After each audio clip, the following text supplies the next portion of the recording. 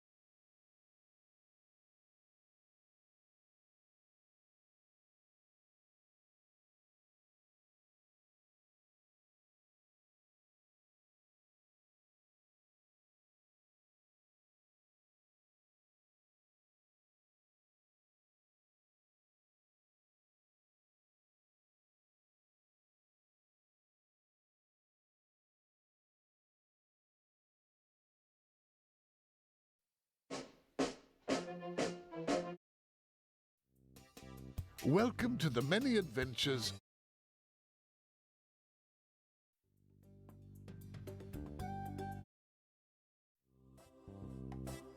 Now, what do you suppose that silly old bear is going to do with those balloons? I suspect he's after honey in the top of that tree. But reaching the top and getting past those bees is a very large task for a very small bear. Would you like to give Pooh a helping hand?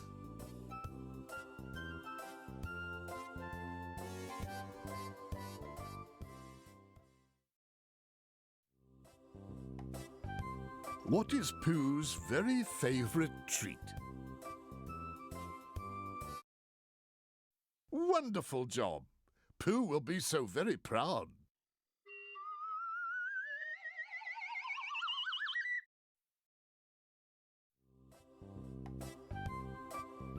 What does Rabbit use in his garden?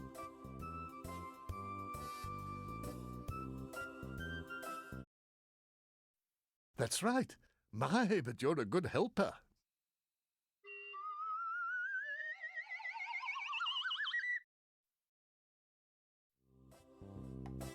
What did Pooh disguise himself as to sneak honey from the bees?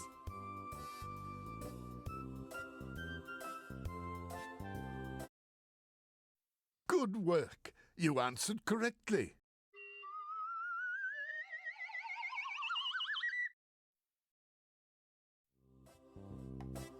How did Piglet send a message for help on that very blustery day?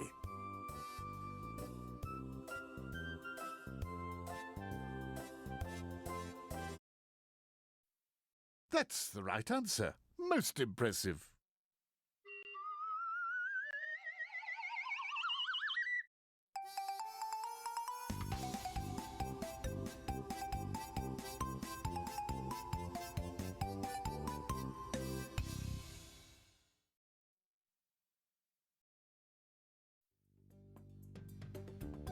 Who would you... Perhaps you know that bouncing is what Tiggers do best. But Tiggers are also very good at hiding. In fact, Tigger is hiding behind the largest tree right now.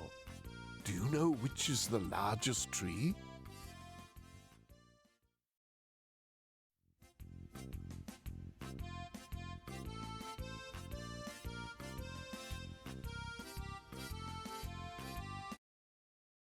I'm sorry, that's not the correct tree. Please try again.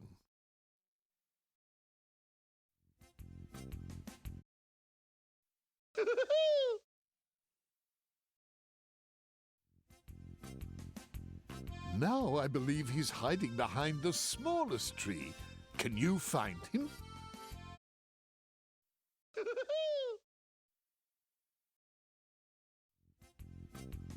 Unless I miss my guess, Tigger's now hiding behind the medium-sized tree.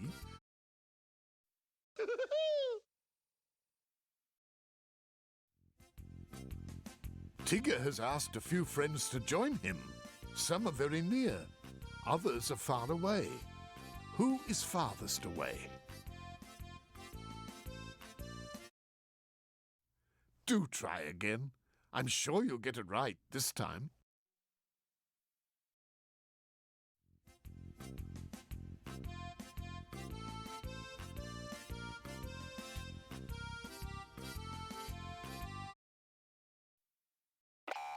That's correct. Good job. Who is near and will arrive very quickly?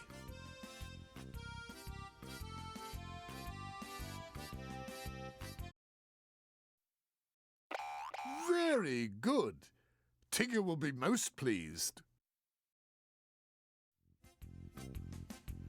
Who is in the middle and will arrive neither first? You've chosen correctly. Nice work. The wonderful thing about Tiggers is Tiggers are wonderful things. The tops are made of the rubber, the bottoms are made of the strings. The bouncy, trouncy, flouncy, pouncy, fun, fun, fun, fun, fun. But the most wonderful thing about Tiggers is I'm the only one. I'm the only one. Who would you like to play with now? On a rather unusual day, Rabbit discovered 6 items that were out of place in the 100-acre wood. He found 2 in his house, 2 in Piglet's house, and 2 in Pooh's house. Rabbit would be most grateful.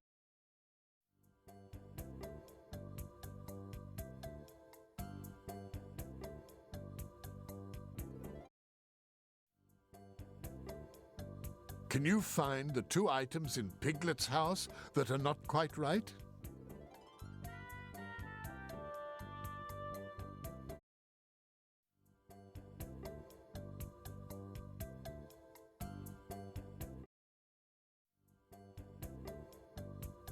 Pooh's house also contains 2 items out of place. Can you find them?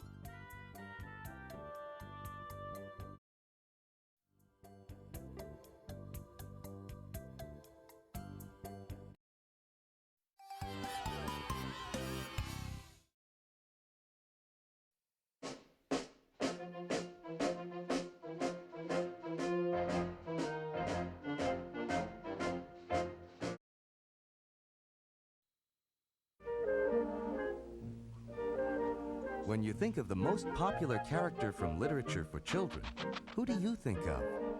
Think. Here's a clue. He's a bear. Winnie the Pooh?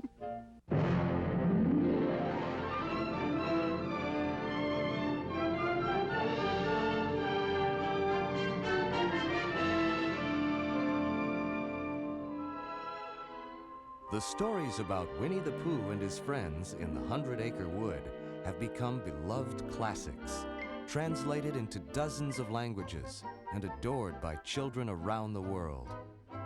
For them, he's the lovable, huggable friend who shares their innocence and endless curiosity. For adults, Pooh represents the most admirable traits of childhood, a perception of a world filled with simplicity and beauty, and the loyalty of a steadfast friendship. Silly old bear. When Walt Disney began plans for an animated version of Winnie the Pooh in 1961, he realized that children in Britain and Europe were more familiar with these stories than children in America. If that was the case then, it is far from true today. Winnie the Pooh toys, games, and the cuddly stuffed animals are many a child's best friend. This is only appropriate, since that is how Winnie the Pooh came to be. This stuffed bear was a gift to A.A. Milne's son, Christopher Robin, on his first birthday. Edwin Bear was renamed Winnie the Pooh based on a Canadian black bear at the London Zoo named Winnipeg and a swan named Pooh. Mr. Milne was a successful author and playwright, and the friendship between Christopher Robin and Pooh was the inspiration for a set of verses for children. These stories also featured other characters from Christopher Robin's nursery, including the timid piglet, the ever-gloomy donkey named Eeyore, and the constantly bouncing tiger called Tigger. A frequent visitor to the Milne family's Sussex estate was English artist Ernest H. Shepard. His affectionate sketches of Christopher Robin with his menagerie of stuffed toys were the perfect complement for the Pooh stories. In 1924, A.A. Milne's first verses were combined as a book, titled When We Were Very Young. It was an immediate success in Britain, and would be the first of 4 Winnie the Pooh books that would be published over the next 4 years. The adventures in these books started out as bedtime stories told to Christopher Robin, but soon they were being read to boys and girls everywhere. A continent away, Walt Disney was one of those parents who fondly recall sharing these stories with their children. Back when Walt Disney's daughters were small, Mrs. Disney used to read stories to the daughters in the evening. She'd read them the Mary Poppins stories, she'd read them the Winnie the Pooh stories. And Walt Disney used to hear the laughter coming out of his children's bedroom, and he knew they were really enjoying these stories, and so he remembered that. Walt called us one day and he says, I have an idea about Winnie the Pooh. We ought to do that. Do you guys know Winnie the Pooh? And I says, well, I remember hearing about this book, this story when I was stationed in England during the war. And Walt says, yeah, oh yeah, these are good stories. We make a little feature out of these. Walt acquired the rights to the Winnie the Pooh books in 1961 and started plans for a musical animated feature-length film to be produced and directed by Disney veteran Wolfgang Reitherman. Wooly Reitherman was really the key factor behind these pictures. He, in a large way, was responsible for the art direction on it too, starting with the book stuff, like having Christopher Robin swinging on the page with all the printing. So you're always aware that this is a book that the kids can read and something that they can get involved in. He had Walt's spirit in him, and Wooly never gave up trying to make things better. The talented songwriting team of Richard M. and Robert B. Sherman are renowned for their songs for Mary Poppins in 1964 and The Jungle Book in 1967. Walt personally enlisted them to work their magic for Winnie the Pooh. Dick and Bob were like a song and dance team. Dick would get on the piano and play the little melody, and Bob would come up with a lyric to it. Dick was a real showman, and I think Walt really loved it. He never, ever wanted us to, in any of his projects, just write a song to be sung. He wanted a song to move the story forward. I'm just a little black rain cloud.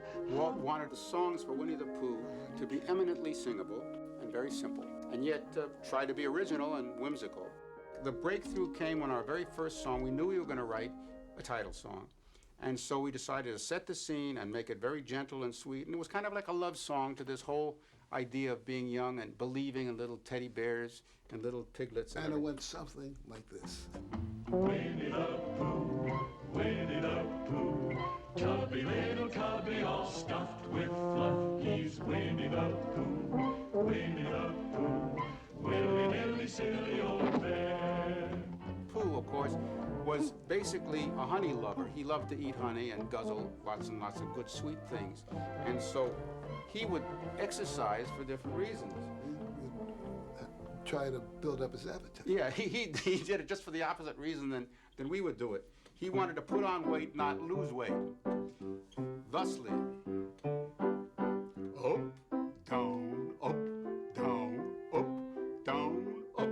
When I up, down, and touch the ground, it puts me in the mood. Up, down, and touch the ground, in the mood for food. I am stout round, and I have found, speaking poundage-wise, I improve my appetite when I exercise. For many thousands of people, the characters from the Winnie the Pooh stories were defined by Ernest Shepard's charming book illustrations. Walt realized the value of staying consistent with his audience's childhood memories of these tales and insisted that his artists adhere as much as possible to the original designs of the characters. Actually, there was a little bit of a conflict of whether we should use Shepard's illustrations or come up with our own. Walt decided, no, we'd come up with our own design of Winnie the Pooh, not getting away completely from Shepard's illustrations, which are beautiful things, but we had to make them Disney. Well, we all loved the Shepard drawings when we started on the picture, and still do. But you can't take something like that is drawn only in certain views. We have to be able to draw the character in every position, every view. So we had to design our own characters.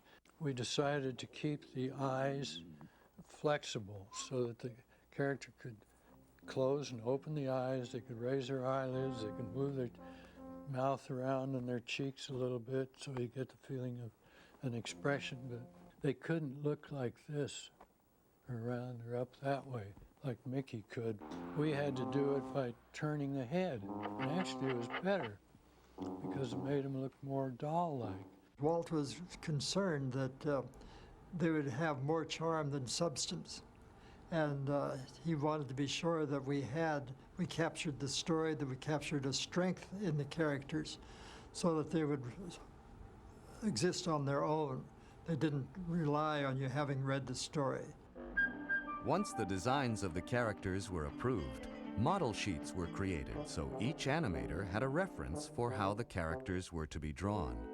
And he's got a fairly big body here, and this is his little red outfit here, little red dress. And the material itself is very delicate, very fragile in a sense. You don't want to make big guffaw laughs with the material. It had to be done very gently and whimsically. Who are you? I'm Pooh. Oh, Pooh. Sure. What's a Pooh?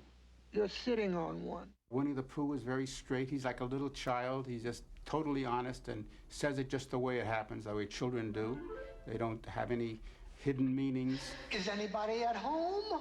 No. Bother. Isn't there anybody here at all? Nobody. Somebody there.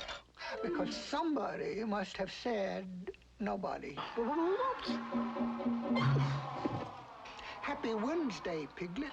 Piglet's so sympathetic.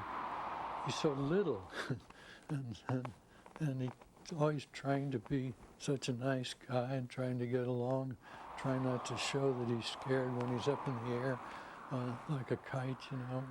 But he does get panicky, but it's always still a kind of a restrained thing. Oh, no. Stop. Hello, Rabbit. Rabbit, he was always frustrated, you know, he was just a worrywart about everything. Honey? Oh, no. I'm Tigger. T-I-double-G-R. That spells Tigger. Tigger, of course, was always kind of fun because he was no cares in the world. He just went out there and he just did whatever he wanted to. And of course, he always got into trouble, and that was fun. Some bouncing, huh? Say, how did this tree get so high?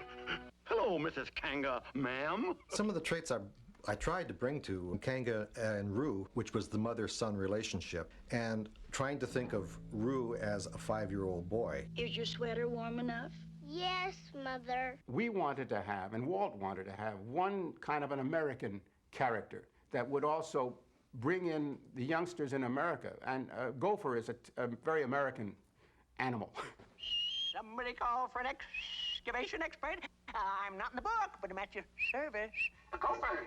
The name is McCard. There was an effort to put some comedy in, and that was the Gopher. First thing to be done is get rid of that bear. He's gumming up the whole project. It was very much like the Badger and Lady and the Tramp.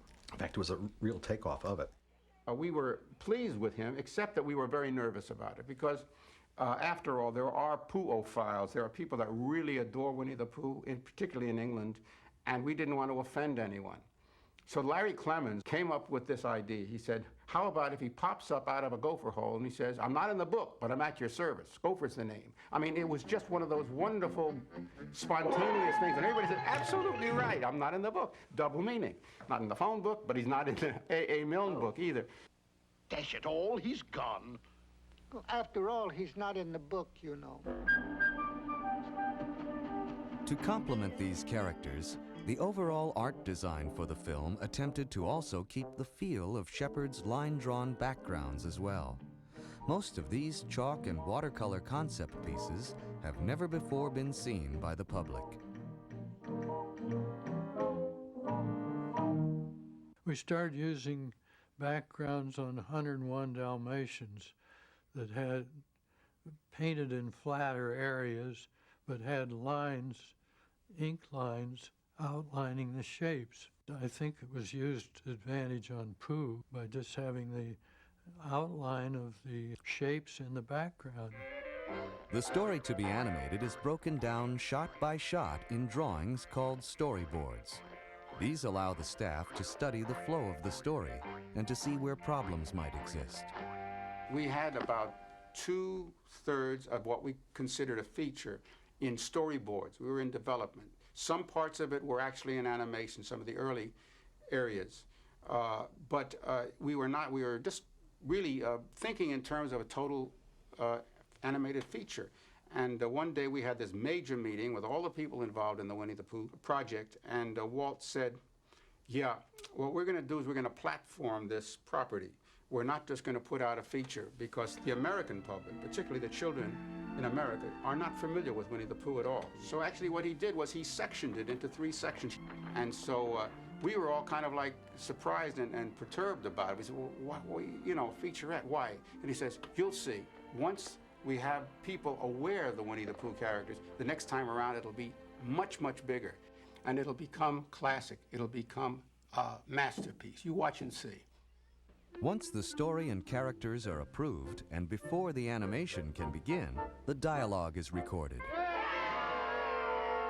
Casting the voices for this stuffed menagerie brought out many of Hollywood's most interesting voices. Walt always wanted this believable business. He wanted to transport the audience to some make-believe place that they could never go themselves.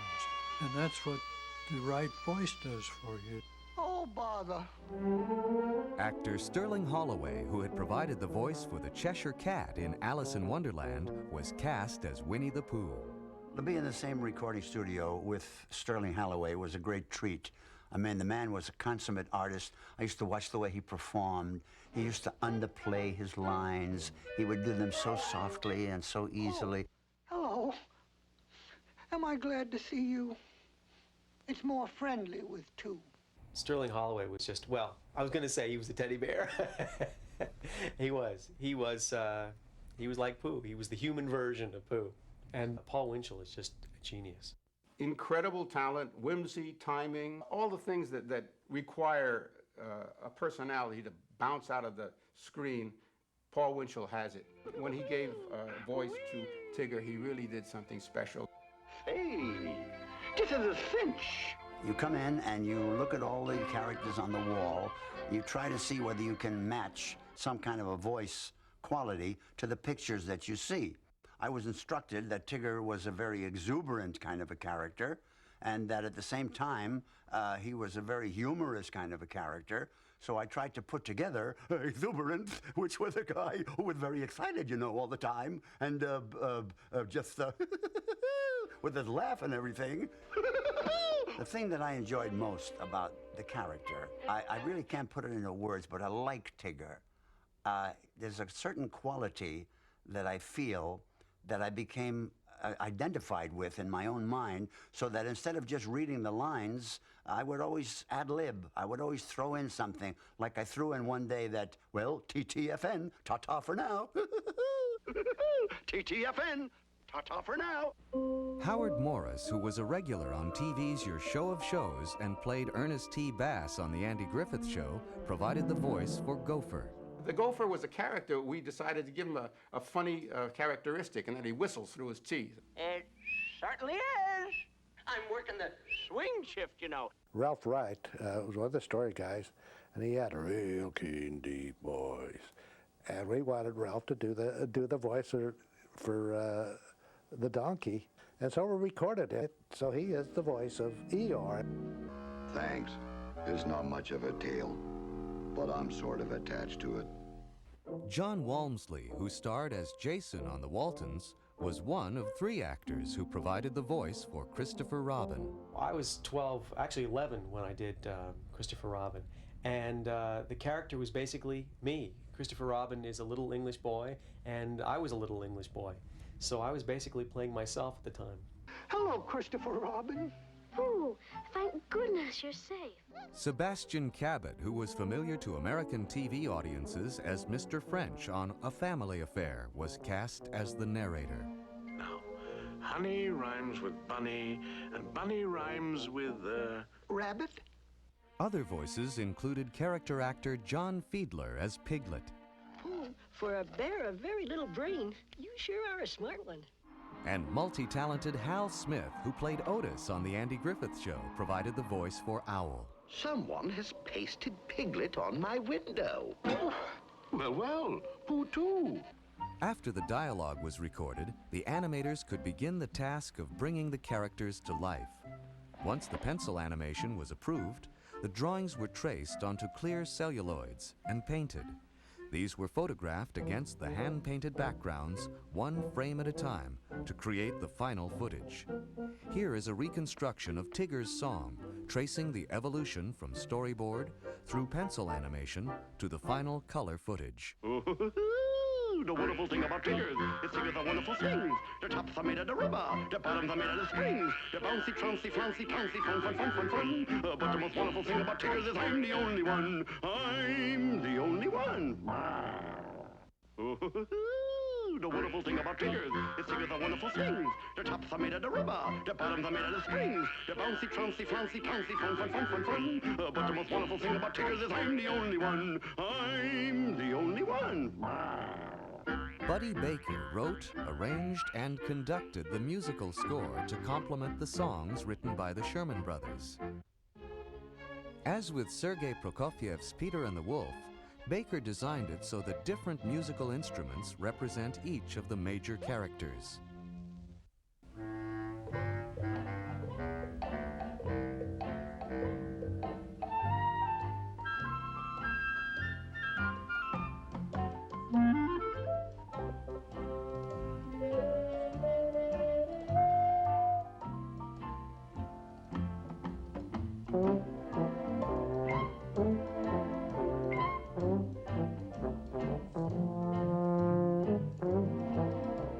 On February 4th, 1966, Winnie the Pooh and the Honey Tree was released theatrically.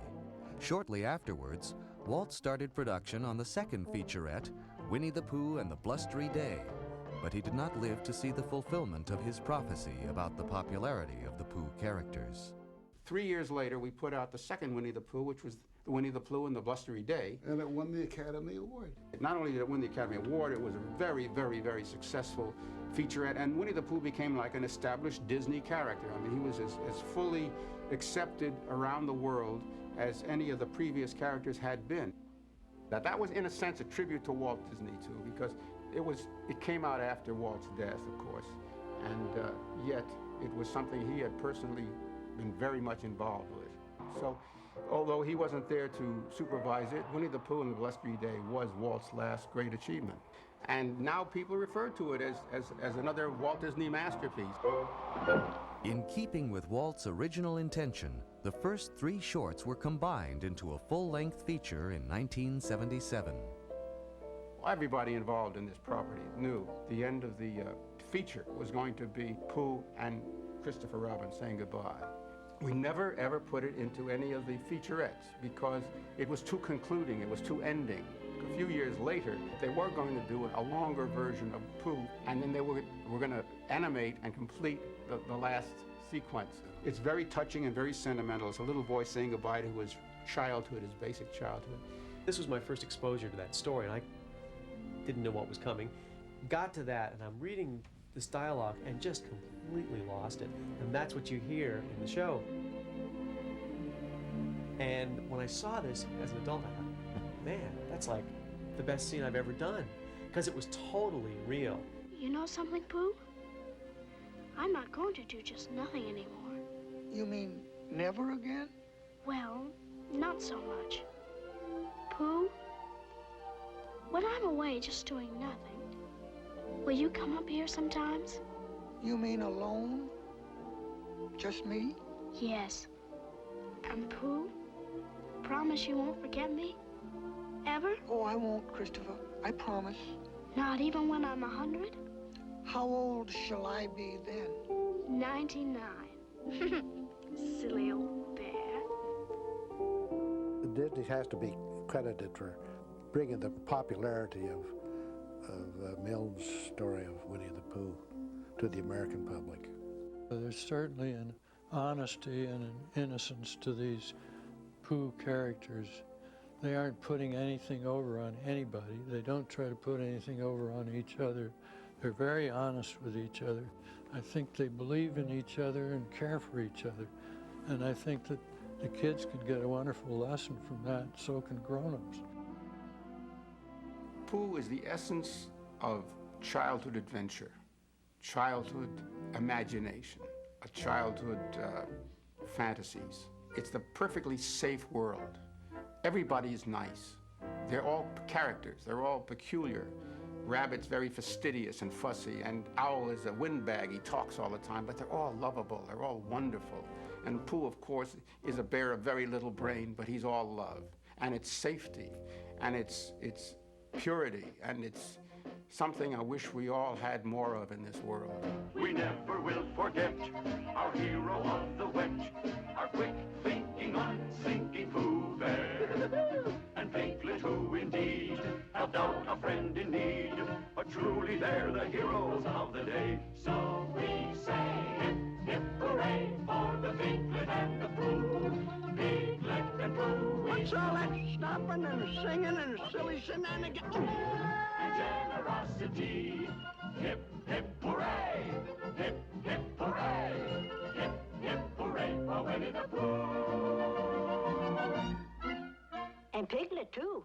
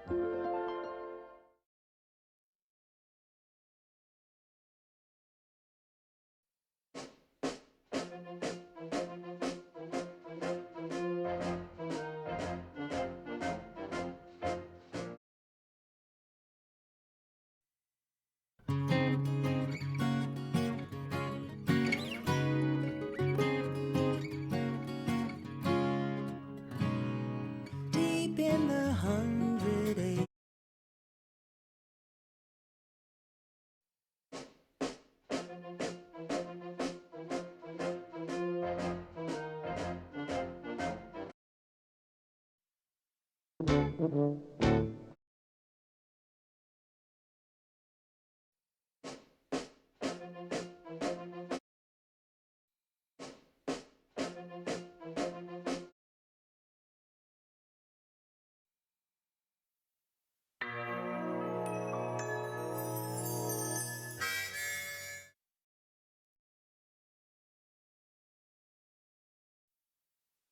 Hi, kids. Welcome to Disney Story Time. If you want to read along with me, click here. If you want to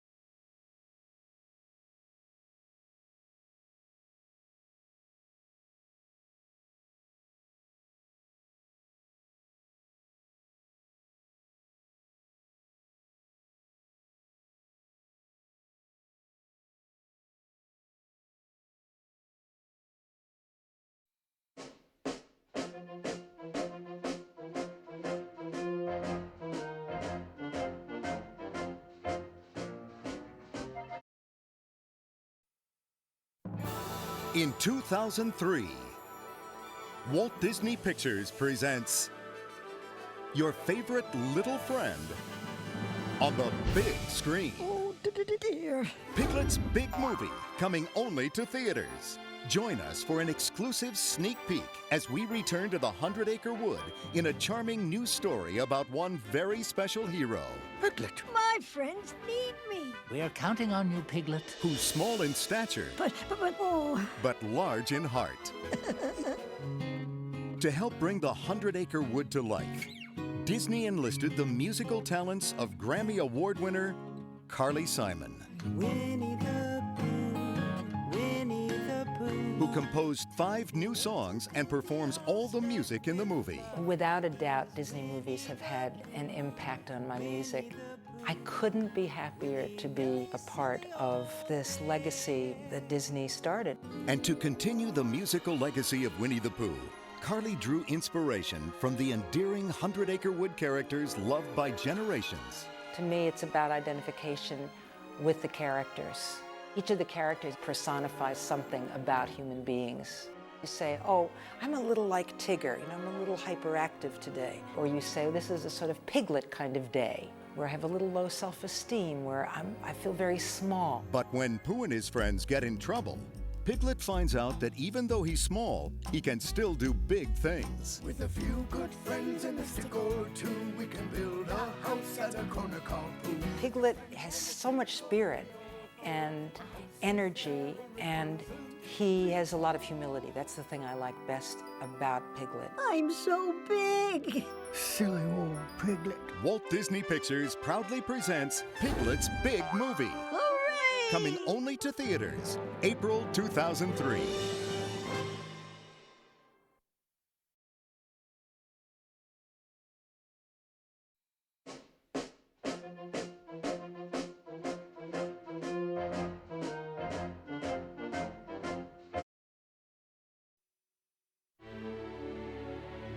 This fall, premiering only on Disney DVD and video, Winnie the Pooh and all of his friends in a brand new full-length adventure. Disney's Winnie the Pooh, A Very Merry Pooh Year. Come along as we take an exclusive sneak peek at the family holiday event of the season. This special, never-before-seen movie is a heartwarming journey of lifelong friends who learn the value of resolutions. Resolutions? No, bother. Resolutions, Pooh. It's when you promise to do something you've never done, or not do something you used to do. It's a promise to be a better person in the new year. Share the spirit of Christmas and New Year's with the ones you love. Happy New Year! Featuring newly recorded holiday songs. Jingle bells, jingle all the way. Acquaintance we forgot. Join the celebration of friendship. We are going to bring Christmas to everyone. In Disney's Winnie the Pooh, A Very Merry Pooh Year. Coming fall 2002.